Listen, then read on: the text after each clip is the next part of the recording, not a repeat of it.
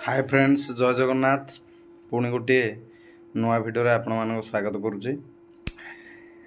एबे देखिए पनीपरिवार रेट सब बहुत अधिका, ता संगे पनीपरिया भी बहुत सार रासायनिक सार प्रबल यूज हो कहीं तार कारण कौन देखु। आज को 15-20 वर्ष पूर्वर लोक मैंने 100 भाग 90 भाग लोक निज निज जगार किसी ना कि चाषबास करुले। पनीपरिया हो, शस्य जातीय हो, डाली हो कि धान गहम जहाँ हो जो राज्य अनुसार जहाँ जोटा आमर हो चाष करुले।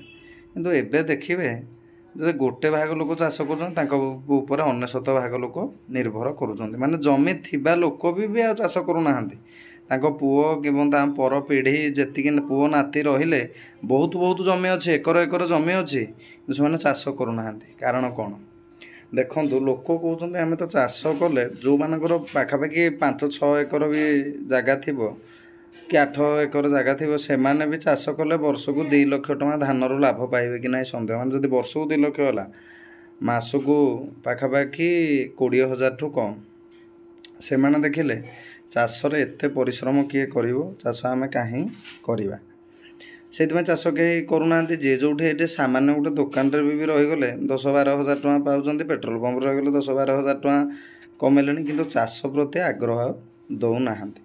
जेहेतु अधिका लोक किछि लोकों ऊपर निर्भर करुँच, तेणुक परिवार रेट आकाश छुआ हो। जेहेतु अधिका परिवार दरकार हो कम समय में सार गुड़ाक बहुत माने फर्टिलाइजर्स को आरंभ करिक जेते रासायनिक सार अच्छी बहुत मारा हो, माने आपण कल्पना करें एते सार एते औषध पका हो, माने पोक नवाई औषध प्रत्येक जिन आगुरी कौन पोक हो जो बिना औषध था लोक मैंने कौन करते निंब पत्र पाउंश ताकू गछ मूल दे दौले और पकई दौले जोटा पोक हो नाला। एबे कौन अल्प चाष को माने अल्प लोक चाष कर बेसी लोक निर्भर कर। तेणुक आगुरी आम बही भी छोट बेले भी बही पढ़ीचु चाष काम जार केड़े सुख तार, किंतु आजिकल आउ चाष को कहीं आग्रह दौना। तेणुक आम कि ना कि अल्प हो पछके कि ना कि निजे चाष करवा निहाती जरूरी। आउ गोटे कथा, आगकाल लोक मान फिटनेस देखो, बर्तमान लोक फिटनेस देखो। आगकाल लोक किए डाइटिंग किए करूला, किए जिम जाऊला, किंतु आगकाल लोक निज बिलरे खटुले, निज काम निजे करूला, बहुत परिश्रम था आगकाल लोक। एवेका लोक किसी परिश्रम ना, आम सब डिपेंडेंट हो गला अन्य उपर निर्भर। अन्य उपर निर्भर कला माने आमर परिश्रम कमिला, एवं परिश्रम कमिला झाड़ बाहरला ना, झाड़ न बाहरला पर्यंत ब्लड सर्कुलेशन ठीक से है, खाद्य भी ठीक से हजम है, ता संगे आम शरीर भी हाड़ भी मजबूत है, ता संगे आम भी दुर्बल है। तेणुक जार जी भी जगह अच्छी अल्प बहुत किसी ना कि चाष करूँ, किसी भी नथिले भी आपण जो जगार भी रही किसी गवर्नमेंट जगार अल्प बेसी जगह ना, अल्प जगार लंकाटे हो आमर धनिया पत्र टे हो अल्प चाष कले भी कहीं किसी कह जिते उठेदेवे किंतु किसी ना कि चाष करूँ।